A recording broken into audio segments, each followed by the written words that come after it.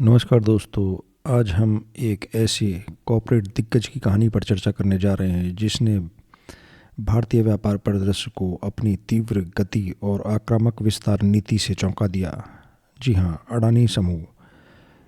यह कहानी केवल व्यापार की ही नहीं बल्कि एक ऐसे व्यक्ति की है जिन्होंने शून्य से शुरू कर कुछ दशकों में ही एक विशाल बुनियादी ढांचे का साम्राज्य खड़ा कर दिया। जी हाँ, गौतम अडानी, जिनका जन्म सन 1962 में गुजरात के एक मध्य वर्गीय परिवार में हुआ था, ने अपनी पढ़ाई बीच में छोड़कर मात्र 16 साल की उम्र में ही मुंबई आकर हीरे के कारोबार में अपना हाथ आजमाया। यहाँ उन्होंने व्यापार की बुनियादी समझ और जोखिम लेने की कला सीखी।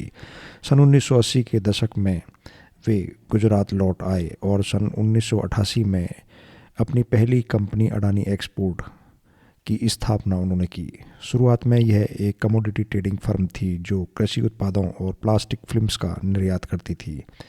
यह वह समय था जब भारत आर्थिक उदारीकरण की ओर बढ़ रहा था और अडानी ने इस बदलाव में छिपे अवसरों को बखूबी पहचाना। अडानी का शुरुआती विज़न यह समझना था कि भारत की बढ़ती अर्थव्यवस्था को बुनियादी ढांचे की सख्त ज़रूरत होगी, चाहे वह बिजली हो, लॉजिस्टिक हो या ऊर्जा हो। उन्होंने अपने गृह राज्य गुजरात को इस विजन का केंद्र बनाया। उनका मानना था कि बड़े पैमाने पर बुनियादी ढांचे का विकास ही भारत की आर्थिक वृद्धि का सच्चा इंजन होगा। यह दृष्टिकोण उन्हें अन्य समकालीन उद्योगपतियों से अलग करता है जो मुख्य रूप से उपभोक्ता वस्तुओं या प्रौद्योगिकी पर ध्यान केंद्रित कर रहे थे। अडानी ने शुरुआत से ही एकीकृत व्यावसायिक मॉडल, इंटीग्रेटेड बिजनेस मॉडल पर जोर दिया, जहां एक व्यवसाय दूसरे को सपोर्ट करता है। उदाहरण के लिए, कोयले का व्यापार करने के लिए उन्होंने बंदरगाहों की आवश्यकता थी और बिजली के उत्पादन के लिए उन्हें कोयले की आवश्यकता थी। इस परस्पर निर्भरता ने उनके हर उद्यम को एक मजबूत आधार प्रदान किया।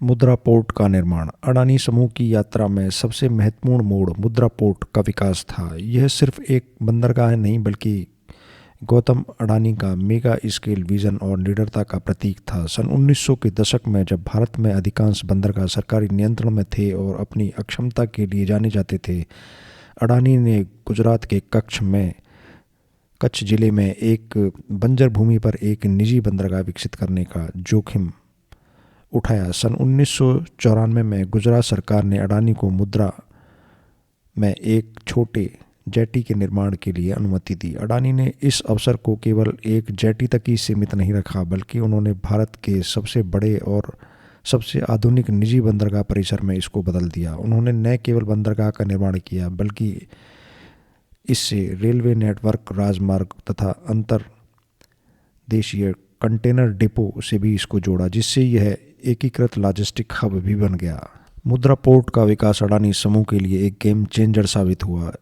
इसने समूह को कमोडिटी ट्रेडिंग से बुनियादी ढांचे के विकास में एक विश्वसनीय खिलाड़ी के रूप में स्थापित किया। इस पोर्ट के सफल संचालन ने समूह को अन्य बड़े बुनियादी ढांचा परियोजनाओं जैसे बिजली उत्पादन, कोयला खनन और गैस वितरण में प्रवेश का आत्मविश्वास दिया। मुद्रा पोर्ट की सफलता ने अडानी को यह भी सिखाया कि बड़े पैमाने पर अर्थव्यवस्थाओं का उपयोग कैसे किया जाए और कैसे एक व्यावसायिक गतिविधि दूसरे के लिए मूल्य पैदा कर सकती है। बंदरगाह के मध्य से कोयले का आयात करने से उन्हें बिजली परियोजनाओं के लिए ईंधन मिलता था और बिजली परियोजनाओं से उत्पन्न बिजली को बेचने के लिए उन्हें ट्रांसमिशन लाइनों की आवश्यकता थी।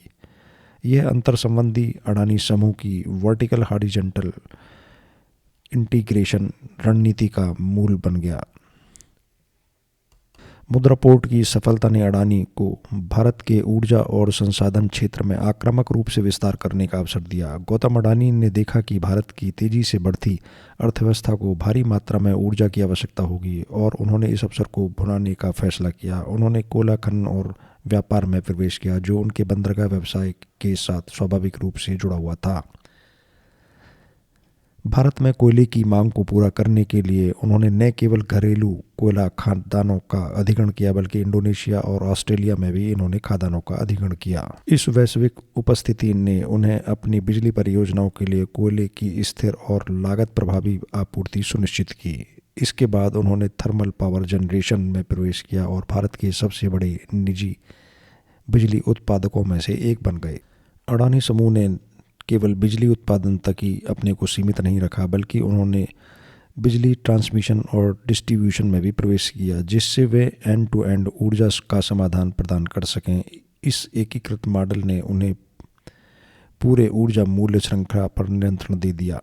उनकी रणनीति एक अधिकार बनाने की नहीं बल्कि दक्षता तथा मांग की पूर्ति करने की रही। उदाहरण के लिए उन्होंने मुंबई में अडानी इलेक्ट्रिसिटी ने शहर के एक बड़े हिस्से को बिजली की आपूर्ति करके रिलायंस एनर्जी के साथ वितरण व्यवसाय को भी संभाला।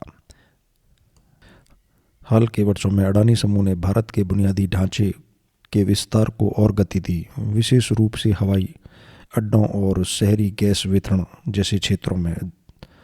2019 में समूह ने भारतीय हवाई अड्डा द्वारा निजीकरण के लिए रखे गए 6 हवाई अड्डों लखनऊ, अहमदाबाद, बेंगलोर, गुवाहाटी, जयपुर और त्रिवेंद्रपुरम में के लिए बोली जीती। इसके बाद उन्होंने मुंबई अंतर्राष्ट्रीय हवाई अड्डे में भी अपनी हिस्सेदारी हासिल कर ली, जिससे अडानी समूह का भारत का सबसे बड़ा हवाई अड्डा ऑपरेटर बन गया, जो देश के लगभग 25% हवाई यात्रा को संभालता है।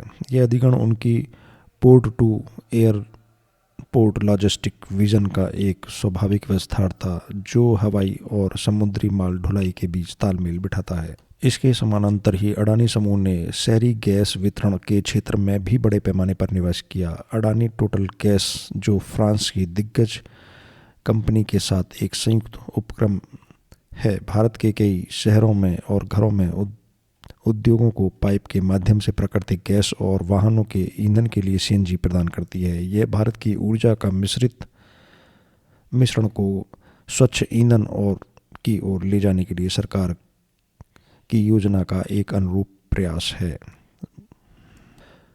इन नए क्षेत्रों में प्रवेश करना अडानी की रणनीतिक दूरदर्शिता को दर्शाता है। जहां केवल भारत की अर्थव्यवस्था में बुनियादी ढांचे की कमी है, वहां वे निवेश करने के लिए तैयार रहते हैं। उन्होंने ग्रीन एनर्जी क्षेत्र में भी अपना विस्तार किया। कोयले की भारी मांग की आपूर्ति के बावजूद अडानी ने वैश्विक ऊर्जा परिवर्तन को अनिवार्यता को पहचाना और सौर ऊर्जा तथा विंड ऊर्जा में भारी निवेश शुरू कर दिया। अडानी ग्रीन एनर्जी लिमिटेड दुनिया की सबसे बड़ी नवीकरणीय ऊर्जा कंपनियों में से एक बन गई, जिसका लक्ष्य 2030 तक 45 गीगावाट नवीकरणीय ऊर्जा क्षमता प्राप्त करना है। इसमें से अधिकांश सोलर और पवन ऊर्जा होगी। यह लक्ष्य भारत के जलवायु परिवर्तन लक्ष्यों को पूर्ण करने में महत्वपूर्ण भूमिका निभाएगा। अडानी समूह ने गुजरात के कच्छ में दुनिया के सबसे बड़े नवीकरणीय ऊर्जा पार्क का भी निर्माण शुरू कर दिया है, जो 726 वर्ग किलोमीटर में फैला है और 30 गीगावाट ऊर्जा का उत्पादन करेगा। यह रणनीतिक बदलाव सिर्फ पर्यावरण संबंधी चिंता ही नहीं, यह एक व्यावसायिक अनिवार्यता है। जैसे जैसे दुनिया जीवाश्म ईंधन से दूर हटती जा रही है, नवीकरणीय ऊर्जा ही भविष्य की ऊर्जा सुरक्षा का समाधान है। अडानी समूह ने इस संक्रमण को भुनाने का लक्ष्य रखा है। इसके अतिरिक्त वे ग्रीन हाइड्रोजन के उत्पादन में भी निवेश कर रहे हैं, जिससे भविष्य का ईंधन माना जा रहा है। फ्रांस की टोटल एनर्जीज जैसी वैश्विक कंपनियों के साथ उनकी साझेदारी यह दर्शाती है कि उनके ग्रीन एनर्जी विजन को अंतर्राष्ट्रीय समर्थन भी मिल रहा है।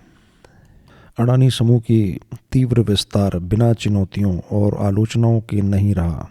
उनका व्यावसायिक मॉडल को अक्सर उच्च यानी कि हाई लिवरेज और सरकारी नीतियों के साथ निकट संबंध के लिए भी आलोचना होती रही है। हाल में ही हिंडनबर्ग रिपोर्ट के समूह ने उनके वित्तीय, स्वास्थ्य और कॉर्पोरेट प्रशासन पर गंभीर प्रश्न उठाए थे, जिससे समूह की कंपनियों के शेयरों में भारी गिरावट आई। हालांकि समूह ने इन आरोपों का खंडन किया और अपनी वित्तीय स्थिति को मजबूत करने के लिए कदम उठाए, जिसमें ऋण चुकाना, निवेशकों का विश्वास हासिल करना एक था। इन चुनौतियों के बावजूद अडानी का इंटीग्रेट बिजनेस मॉडल और भारत के बुनियादी ढांचे पर उनका ध्यान एक मजबूत स्थिति में रखता है। उनके सभी व्यवसाय एक दूसरे को सपोर्ट करते हैं, जिससे दक्षता बढ़ती है और लागत कम आती है। अडानी समूह का वित्तीय मॉडल अक्सर एसेट का मुद्रीकरण यानी एसेट मोनेटाइजेशन और संयुक्त उद्यम जॉइंट वेंचर पर आधारित होता है। वे परियोजनाओं का निर्माण करते हैं, उन्हें चालू करते हैं और फिर उनमें हिस्सेदारी बेचकर या उन्हें अलग करके पूंजी जुटाते हैं, जिसका उपयोग वे नई परियोजनाओं के लिए करते हैं। यह एक पूंजी गहन मॉडल है जिसमें निरंतर निवेश और वित्त पोषण की आवश्यकता होती है। भविष्य में अडानी समूह का लक्ष्य अपने सभी व्यावसायिक खंडों में बाजार का नेतृत्व बनाए रखना है। Way green energy, digital infrastructure और लॉजिस्टिक में अपने निवेश को गहरा करेंगे। भारत की इस आर्थिक विकास की कहानी में अडानी समूह की भूमिका महत्वपूर्ण रही है। उनका लक्ष्य बुनियादी ढांचों का निर्माण करना तथा देश को आगे बढ़ाना है। उनकी ये कहानी दर्शाती है कि एक व्यक्ति ने अवसरों को पहचाना, जोखिम उठाए और एक बड़ा साम्राज्य खड़ा किया, जो भारतीय कॉर्पोरेट जगत के सबसे गतिशील और तेज़ी से बढ़ते अध्यायों में से एक है। इस वीडियो में इतना ही। आपसे फिर मिलते हैं एक नई वीडियो के साथ में और आपको ले जाएंगे एक नए उपक्रम के साथ में। जैसा कि आप दोस्त जानते हैं कि ये एक एजुकेशनल वीडियो है, आप इसको लाइक कीजिए, सब्सक्राइब कीजिए। धन्यवाद।